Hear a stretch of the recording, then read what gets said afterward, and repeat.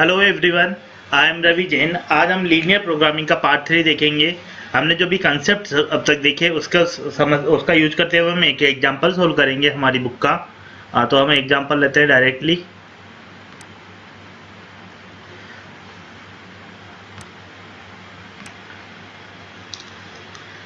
एक कोई फर्म है, लेट फर्म ए प्रोड्यूस, वो रेडियो भी बनाती है और टेलीविजन सेट्स भी बनाती है, और हर रेडियो की कॉस्ट है 2500 रुपये, वेजेज में जाते हैं, और 500 रुपये का उसमें मटेरियल लगता है। रेडियो में क्या लगता है, 500 रुपये वेजेज में, 500 रुपये मटेरियल में लगते हैं। Each television sets cost rupees 2500 in wages and rupees 1500 in materials. The firm pays the labour and material expenses in case, उसको केस में देना पड़ता है। ये जो लेबर और ये जो वेजेज और मटेरियल, वेजेज मतलब labour. The price of A radio is rupees 2000 and price of A television is 6000 rupees. मतलब वो जो रेडियो की जो प्राइस है हमारे पास वो है 2000 रुपीज, और टेलीविजन की जो प्राइस है, टीवी की जो प्राइस है वो पड़ता है उसका 6000 रुपीज को। As there is a strong customer demand, the firm is able to sell as many as units of produce. इसमें ये एक कंजम्पशन दिया हुआ है कि कंज्यूमर की डिमांड है और फर्म कितनी भी यूनिट बनाएगी वो सब सेल हो जाएगी। ठीक है।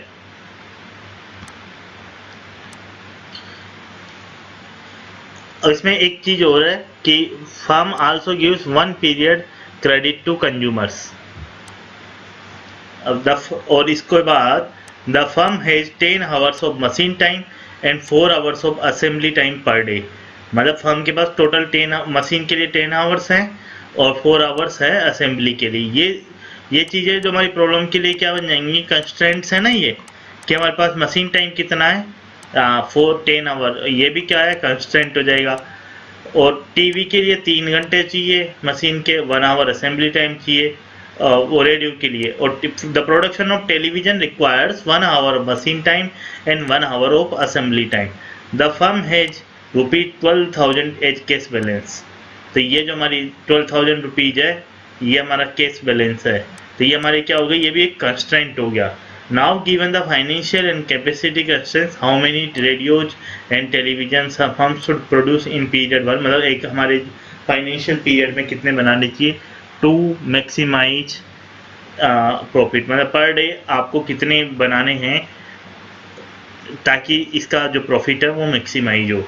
ये हमारे पास प्रॉब्लम हो गई है। अब हमको क्या करना है कि ये जो प्रॉब्लम है उसको सोल्व करना है।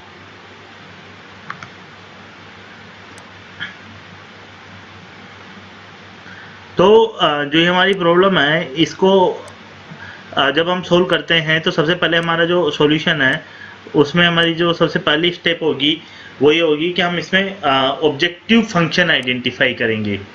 ऑब्जेक्टिव फंक्शन ही हम इसमें सबसे पहले आइडेंटिफाई करेंगे डिसीजन वेरिएबल्स। तो डिसीजन वेरिएबल्स हमारे पास क्या हो जाएंगे कि हमें कितने कितना जो पहली चीज़ है हमारे 3 पार्ट थे ना कोई भी एलपी मॉडल के, डिसीजन वेरिएबल, फिर उसके बाद जिस चीज़ को मैक्सिमाइज करना है तो मतलब ऑप्टिमाइजेशन फंक्शन, और तीसरा पार्ट है हमारे पास कंस्ट्रेंट इक्वेशन, जो कंस्ट्रेंट्स हैं उनकी इक्वेशंस। तो हमारे पास जो हमें आइडेंटिफाई पता लगाना है कि हमें कितने रेडियो प्रोड्यूस करने हैं और कितने टेलीविज़न प्रोड्यूस करने हैं। तो ये हमारे पास कितने रेडियो कितने टेलीविजन्स हैं ये हमारे पास क्या हो जाएंगे, डिसीजन वेरिएबल्स हो जाएंगे। तो डिसीजन वेरिएबल्स हो जाएंगे तो अभी हम क्या करते हैं कि इनको डिसीजन वेरिएबल लिख लेते हैं, और डिसीजन वेरिएबल क्या हो जाएगा, x बराबर नंबर ऑफ रेडियोज और y बराबर क्या हो जाएगा, नंबर ऑफ टीवी सेट्स। दूसरी चीज जो हमें आइडेंटिफाई करनी पड़ती है ऑप्टिमाइजेशन फंक्शन। ऑप्टिमाइजेशन फंक्शन तो हमें किसको ऑप्टिमाइज करना है, प्रॉफिट को, उसको हम बोलते हैं जेड। अब हमें पता लगाना है कि जो जेड है उसका फंक्शन पता लगाना है। इसको अपन को क्या करना है, मैक्सिमाइज जेड करना है। तो ये प्रॉफिट का है, रेडियो में कुछ प्रॉफिट होगा और टीवी में कुछ प्रॉफिट होगा। अगर एक्स तो हमें पता लग जाएगा कि रेडियो में कितना प्रॉफिट है वो पता लगाएंगे एक रेडियो प्रोड्यूस करने में, और एक टीवी प्रोड्यूस करने में कितना हमें प्रॉफिट होगा वो पता लगाएंगे, और उसको किससे मल्टीप्लाई करेंगे, हम एक्स से मल्टीप्लाई करेंगे और वाई से मल्टीप्लाई करेंगे। तो हमें क्या लग जाएगा, टोटल प्रॉफिट पता लग जाएगा। तो अभी आप देखिए कि प्रॉफिट के लिए आप यहाँ जाइए,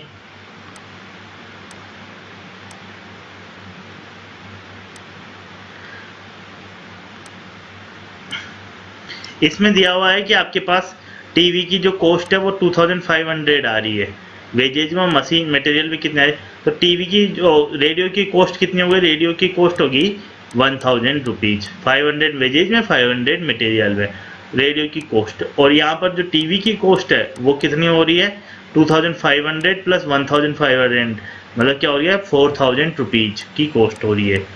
और टीवी की प्राइस कितनी है 2000, तो 2000 तो प्राइस है और कॉस्ट 1000 है, तो टीवी का प्रॉफिट, रेडियो का प्रॉफिट, सॉरी रेडियो की प्राइस है ये 2000 में बेचते हैं और खर्चा होता है 1000 का, तो रेडियो का जो प्रॉफिट है, प्रॉफिट ऑफ रेडियो वो कितना हो जाएगा 1000, और रेडियो और टीवी का प्रॉफिट कितना हो जाएगा 4000 में। हम 4000 में हमारे पास प्रोड्यूस, 4000 हमारा है खर्चा, और हम बेचते कितने में 6000 में, तो टीवी का जो प्रॉफिट हो जाएगा वो कितना हो जाएगा 2000। तो 2000, एक अगर आप टीवी बेचेंगे 2000 रुपीज़ का फ़ायदा, और एक आप रेडियो बेचेंगे, आप एक रेडियो बेचेंगे तो उसमें फ़ायदा जो होगा हमारे पास 1000 का। तो जो हमारे पास जो ये फंक्शन बनेगा मैक्सिमाइज सिलेक्शन, हमारे को जो रेडियो बेचने में कितने का फ़ायदा हो रहा है 1000 रुपीज़ का, तो 1000 और एक्स रेडियो बेचेंगे तो क्या हो जाएगा 1000 एक्स।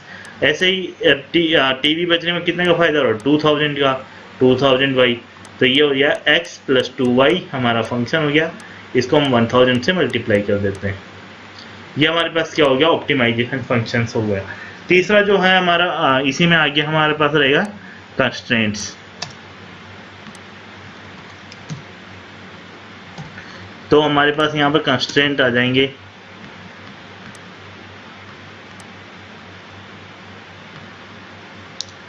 तीसरे जो हमारे पास आ जाएंगे कंस्ट्रेंट्स। तो सबसे पहला जो हमारे पास कंस्ट्रेंट्स है वो हमें दिख रहा है कि मशीन टाइम का कंस्ट्रेंट ले लेते हैं। तो मशीन टाइम का जो कंस्ट्रेंट है यहाँ पर हमारे प्रॉब्लम में आप देखिए कि हमारे प्रॉब्लम में हमने दिया हुआ था कि हर टोटल हमारे पास कितना टाइम है मशीन टाइम, 10 आवर का मशीन टाइम है। तो 10 आवर का मशीन टाइम है, रेडियो को कितना चाहिए 3 आवर, और 3 आवर, और टीवी को कितना चाहिए 1 आवर। तो टोटल मशीन टाइम क्या है, टोटल मशीन टाइम के हिसाब से क्या हो जाएगा, रेडियो को कितना चाहिए 3 आवर, और कितने रेडियो x, तो 3x टोटल रेडियो के लिए मशीन टाइम, और टीवी को कितना चाहिए 1 आवर, तो टोटल कितना हो जाएगा 3x प्लस वाई, और टोटल मशीन टाइम कितना दिया हुआ है 10। तो ये क्या हो जाएगा मशीन टाइम वाला कंस्ट्रेंट ये हो जाएगा। तो ये हमारे पास एक इक्वेशन ये हो जाएगी 3x plus y less than equal to 10। दूसरा कंस्ट्रेंट हमारे पास है असेंबली वाला जो टाइम है। तो असेंबली में क्या है कि रेडियो के लिए भी 1 चाहिए और उसके लिए भी 1 चाहिए, रेडियो के लिए भी हमारे को 1 चाहिए और उसके लिए भी 1 चाहिए। रेडियो के लिए 4 आवर्स असेंबली टाइम चाहिए, रेडियो के लिए चाहिए हमारे को 1 आवर, और उसके लिए भी चाहिए 1 आवर, और टोटल हमारे पास असेंबली टाइम कितना है 4 आवर। तो इसके लिए जो इक्वेशन हो जाएगी वो क्या हो जाएगी x plus y less than equal to 4, x plus y less than equal to 4। ये हमारे पास क्या हो जाएगा दूसरा कंस्ट्रेंट, और ये क्या है असेंबली जो टाइम है उसका कंस्ट्रेंट हो जाएगा। तीसरा कंस्ट्रेंट हमारे पास क्या है पैसे वाला कंस्ट्रेंट है कि हमारे पास टोटल 12,000 रुपीज़ ही केस में है। तो और हमारे को पता है कि टीवी के प्रोडक्शन में और रेडियो के प्रोडक्शन में कितने रुपए लग रहे थे 1000 रुपीज़। यहाँ पर आप देखिए कि रेडियो के प्रोडक्शन में लग रहे हैं 1000 रुपीज़ और टीवी के प्रोडक्शन में लग रहे हैं 4000 रुपीज़। तो एक कंस्ट्रेंट हमारे पास ये हो गया कि ये हो जाएगा, इसको हम इक्वेशन नंबर 2 दे दिया है कि हमारे पास टीवी के रेडियो के प्रोडक्शन में लग रहे हैं 2000 रुपीज़, रेडियो प्रोडक्शन में लगे 1000 रुपीज़, और जो हमारे पास टीवी का प्रोडक्शन में है उसमें लग रहे हैं 4000 रुपीज़, और ये किससे कम होने चाहिए 12000 से। इसको अपन थोड़ा सा सिंप्लीफाई कर दे, ये जो हमारे पास मनी कंस्ट्रेंट है, मनी कंस्ट्रेंट, तो ये जो हमारे को इसको सिंप्लीफाई करेंगे तो ये क्या हो जाएगा x plus 4y less than equal to 12, और ये हमारे पास हो जाएगी इक्वेशन नंबर 3। इसके अलावा हमारे पास दो कंस्टेंट जो होते हैं बाय डिफॉल्ट होते हैं कि हम ऐसा तो नहीं कि जीरो रेडियो प्रोड्यूस करेंगे, नॉन नेगेटिविटी वाले कंस्टेंट कि x greater than 0, y greater than equal to 0। तो ये 4, ये 5, ये हमारे पास क्या हो गई, 5 इक्वेशंस हो गई। हम इसको अब जो ग्राफिकल तरीके से भी सोल्व कर सकते हैं, पर हम इसको ग्राफिकल तरीके से सोल्व नहीं करेंगे, हम इसको सोल्व करेंगे सिंपल हमारे पास जो ये इक्वेशंस है उनको सोल्व करते हुए। तो अब हमारे पास क्या है कि ये हमारे पास ये जो 5 इक्वेशंस है, तो अब हम क्या करेंगे कि हमें एक कंसेप्ट पता है कि जो कॉर्नर पॉइंट होता है वो कॉर्नर पॉइंट क्या होता है, सॉल्यूशन होता है। कॉर्नर पॉइंट जो होता है वो सॉल्यूशन होता है। हम चाहे तो सॉल्यूशन स्पेस बना सकते हैं, पर उसके बजाय हम क्या करेंगे, सिंपल सोल्व करेंगे। 1 एंड 2 को सोल्व करो, तो 1 और 2 को आप सोल्व करेंगे तो आपके पास क्या आ जाएगा, x और y की वैल्यू आ जाएगी, x बराबर 3 आ जाएगा और y बराबर 1 आ जाएगा। मान लो कि 1 और 2 लाइन है, x बराबर 3, y बराबर 1। अब आप रख के देख लीजिए तो ये आ जाएगा, 1 और 2 को इक्वलिटी में लाके सोल्व करेंगे। अब आपके पास ये जब आपने सॉल्यूशन निकाला है 1 एंड 2 को, तो ये क्या है, हमारे पास x और y है। तो उस केस में z है, ये हमारे, इसको अपन यहाँ लिख देते हैं x y। तो ये आपको पर ये देखना है कि जब आप 1 और 2 को सोल्व किए, 3 और 1, तो ये क्या सारी इक्वेशन को सेटिस्फाई कर रहा है नहीं कर रहा है, ये कॉर्नर पॉइंट। अगर हम इसको ग्राफ से सोल्व करते तो हमें पता रहता है कि ये सॉल्यूशन स्पेस में आ रहा नहीं आ रहा, फिजिबल सॉल्यूशन है या नहीं, पर हमें पता नहीं है। तो आप इस x और y को 1 और 2 की बजाय 3 में रख के देख लीजिए कि 3 में आप रखोगे तो क्या हो जाएगा, 3 + 4 less than equal to 12, yes है।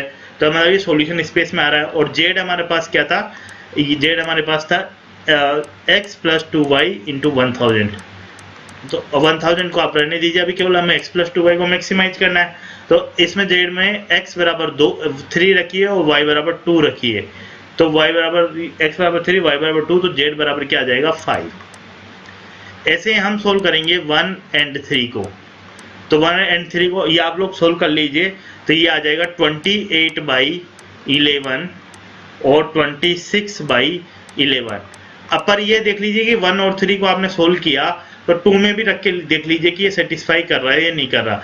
जब आप इसको 2 में रखेंगे ना, 28/11 और 26/11, तो जो हमारे पास आएगा 28/11 + 26/11, तो ये हमारे पास आ जाएगा 4.90, जो कि लेस देन नहीं है 4 से। तो ये जो है फिजिबल सॉल्यूशन है ही नहीं 1 एंड 3 का। ये आपको पता लग रहा नहीं 1 एंड 2 से कैसे आया, 1 एंड 3 से, कि आपने क्या किया, 1 वाली इक्वेशन 3x + y = 10 और एंड जो 3 वाली जो इक्वेशन है x + 4y = 12, इसको सोल्व करके आपने कॉर्नर पॉइंट निकाल लिया। क्योंकि हमें पता है कि जो सॉल्यूशन आता है, ऑप्टिमम सॉल्यूशन आएगा वो कॉर्नर पॉइंट में आएगा। तो पर और वो ऑप्टिमम सॉल्यूशन वो होगा जिस कॉर्नर पॉइंट पे क्या होगा, z मैक्सिमम होगा। पर उनमें से भी कुछ कॉर्नर पॉइंट ऐसे होंगे जो हमारे सॉल्यूशन स्पेस में लाई नहीं करेंगे, इसलिए उनको और इक्वेशंस में भी रख के देख लो कि सेटिस्फाई नहीं कर। तो जैसे मान लो 1 एंड 3 को सोल्व करोगे तो ये 4th वाली इक्वेशन, ये सेकंड वाली इक्वेशन सेटिस्फाई नहीं हो रही, क्योंकि 28/11 + 26/11 को आप जोड़ेंगे तो ये आपके पास 4.9 समथिंग आएगा, जो कि 4 से लेस नहीं है, 4 से ज्यादा है। ये क्लियर हो गया। अब हमारे पास 1 एंड 3 को हमने सोल्व कर लिया, 1 एंड 2 को सोल्व कर लिया। अब सोल्व करिए 2 एंड 3 को। तो 2 एंड 3 को आप सोल्व करेंगे तो क्या आएगा, 2 मतलब 2 का मतलब इस इक्वेशन को और इस इक्वेशन को सोल्व करेंगे तो आपके पास आएगा x = 4/3 और y = 8/3। अब आप इस इक्वेशन को 2 एंड 3 को सोल्व किया तो 1 में रख के देख लीजिए, तो ये क्या हो जाएगा, 3 × 4/3 + 8/3,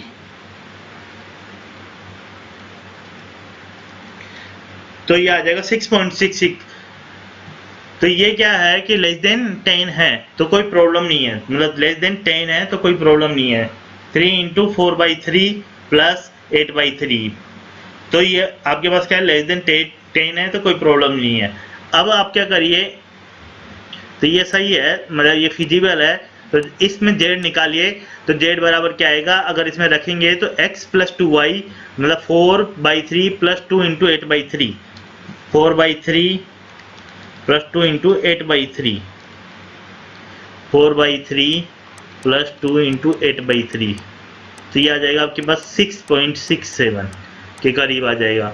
2 एंड 3 को सोल्व कर लिया, 1 एंड 3 को सोल्व कर लिया।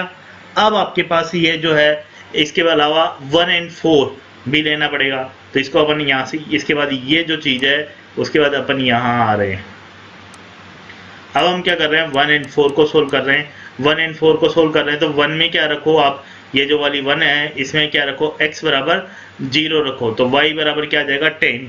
1 एंड 4 को सोल्व किया आपने के पास तो क्या हो जाएगा 0 एंड 10। पर ये जो है क्या सेकंड नंबर की इक्वेशन को सेटिस्फाई कर रहा है? नहीं कर रहा है, तो ये भी हमारे पास क्या फिजिबल सॉल्यूशन नहीं है।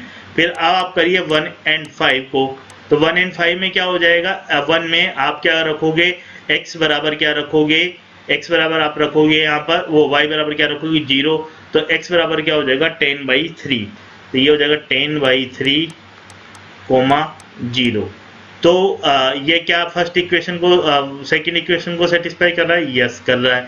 थर्ड इक्वेशन को 10/3 प्लस 4, सो ये 10/3 with 3.3, तो ये भी सेटिस्फाई कर रहा है, तो ये फिजिबल सॉल्यूशन तो है।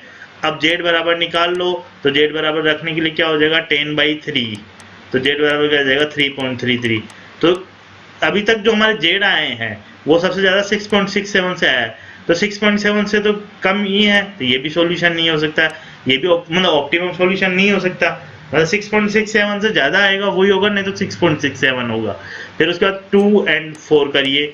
जब आप 2 एंड 4 करेंगे, तो x बराबर क्या हो जाएगा 0 और y बराबर क्या हो जाएगा 4, y बराबर 4। तो क्या ये इक्वेशन सेटिस्फाई है? फर्स्ट वाली इक्वेशन सेटिस्फाई है। थर्ड वाली इक्वेशन सेटिस्फाई है, 4 × 4 16, तो ये भी सेटिस्फाइड नहीं है, तो मतलब ये भी फिजिबल सॉल्यूशन नहीं है। मतलब 0 एंड 4 x और y। फिर 2 एंड 5 सोल्व करिए। जब आप 2 एंड 5 इक्वेशन सोल्व करेंगे तो उसमें क्या हो जाएगा, x बराबर तो क्या, y बराबर क्या हो जाएगा 0, तो y बराबर 0, तो x बराबर क्या हो जाएगा 4, तो x बराबर 4, तो फर्स्ट वाली इक्वेशन सेटिस्फाई नहीं होगी। 3 × 4 12 प्लस 0, तो ये भी क्या हो जाएगा फिजिबल सॉल्यूशन नहीं है। फिर हमारे पास एक लास्ट बचा 3 एंड 4। जब आप 3 एंड 4 को जब आप सोल्व करते हैं तो x बराबर 0 और y बराबर 3, तो ये जो है x बराबर 0 y बराबर 3, ये भी सही है, ये और ये वाली इक्वेशन भी सेटिस्फाई हो रही है, तो कोई प्रॉब्लम नहीं है। पर z रख के देखिए, z बराबर क्या हो जाएगा x प्लस 2y, 2 का मतलब 3, तो z बराबर क्या आ जाएगा 6, पर इससे बड़ा भी अभी 6.67 है, तो ये भी सॉल्यूशन नहीं है ऑप्टिमम। फिर उसके बाद 3 एंड 5 करिए, तो 3 एंड 5 करेंगे तो मतलब y बराबर क्या रखना है आपको 0, तो x बराबर क्या हो जाएगा 3, मतलब x बराबर क्या हो जाएगा, x बराबर आपके पास 12 हो जाएगा, पर 12,0 फर्स्ट इक्वेशन सेटिस्फाई नहीं होगी, तो ये भी हमारे पास नहीं रहेगा। तो आपके पास जो z है वो ये जो सॉल्यूशन स्पेस है ऐसे पॉइंटों से बन रहा है कि जो ग्राफ है हमारा 1 एंड 2 लाइन का, 2 एंड 3 लाइन का इंटरसेक्शन, और ये लाइन का ये लाइन इस तरीके से। पर जो हमारे पास जो मैक्सिमम सॉल्यूशन आया है वो 2 एंड 3 से आया, तब जब x बराबर 4/3 और y बराबर 8/3 था, तब आपके पास क्या आया, जो प्रॉफिट है वो मैक्सिमम होगा 6.67, पर हमारे पास तो 1000 से मल्टीप्लाई, तो z बराबर क्या हो जाएगा, मैक्सिमम जो प्रॉफिट हो जाएगा 6.67 × 1000, और मैक्सिमम पर जो प्रॉफिट हो जाएगा वो क्या हो जाएगा 6,670 रुपीज हमारे पास मैक्सिमम प्रॉफिट आएगा जब हम 4/3 रेडियो बनाएंगे और 8/3 टेलीविजन सेट बनाएंगे। तो पर ये क्या है कि ऐसा नंबर है प्रैक्टिकली पॉसिबल नहीं है, तो आप नियरेस्ट जो है वो बनाएंगे, नियरेस्ट हाईएस्ट जो भी पॉसिबल है वो आप बनाएंगे। तो 4/3 की बजाय आप कुछ अलग बनाएंगे। तो अगर मान लो कि आप 4/3 की जगह आप बनाते हैं 4, और ये जो आप अगर 4/3 के जो आप हाईएस्ट है वो उसके थोड़ा सा आगे वाला बनाएंगे, और ये 8/3 के 4/3 का मतलब जो हमारे पास है 1.33, तो आप 1 बना सकते हैं या 2 बना सकते हैं, और 8/3 का मतलब क्या हो जाएगा 2.66, तो आप 3 बना सकते हैं। तो पर हमारे पास जो आपको आइडिया लग गया होगा, हमने बिना कोई ग्राफ बनाए हुए इसको सोल्व कर लिया और हमारा आंसर आ रहा है z बराबर 670। होप ये आपको क्लियर होगा। अभी हम इसमें एक और एग्जांपल ले लेंगे बुक का, जो कि सिंपलेक्स मेथड से सॉल्व किया हुआ है। हम सिंपल ना ग्राफ यूज कर रहे हैं ना कुछ, बस इक्वेशन सोल्व कर रहे हैं, क्योंकि एग्जाम में आप ना तो ग्राफ से सोल्व कर सकते हैं इन क्वेश्चन को, क्योंकि वो जो टाइम पीरियड काफ़ी लिमिटेड है, और ऑब्जेक्टिव टाइप ऑफ क्वेश्चन में इस चीज़ को ग्राफिकल अप्रोच, जब आपका पेपर सब्जेक्टिव था, चाहे ग्राफिकल अप्रोच हो और सिंप्लेक्स मेथड्स हो, तब काफ़ी इंपॉर्टेंट थे और काफ़ी अंडरस्टैंड करना जरूरी था। पर जब आपको पेपर ऑब्जेक्टिव है तो आपको क्या करना है, केवल जो आंसर लाना है। तब आपको क्या करना है कि जो सिंपल से सिंपल मेथड है, ताकि आपका सॉल्यूशन सेटिस्फाई हो, वो आपको अडोप्ट करना है। तो ये आपको ये कंसेप्ट आपको समझ में आ गया होगा। आप ये चैनल ज़रूर सब्सक्राइब कर लीजिए, आपके फ्रेंड्स के साथ भी शेयर करिए, बिल्कुल फ्री ऑफ कॉस्ट है। Thank you very much.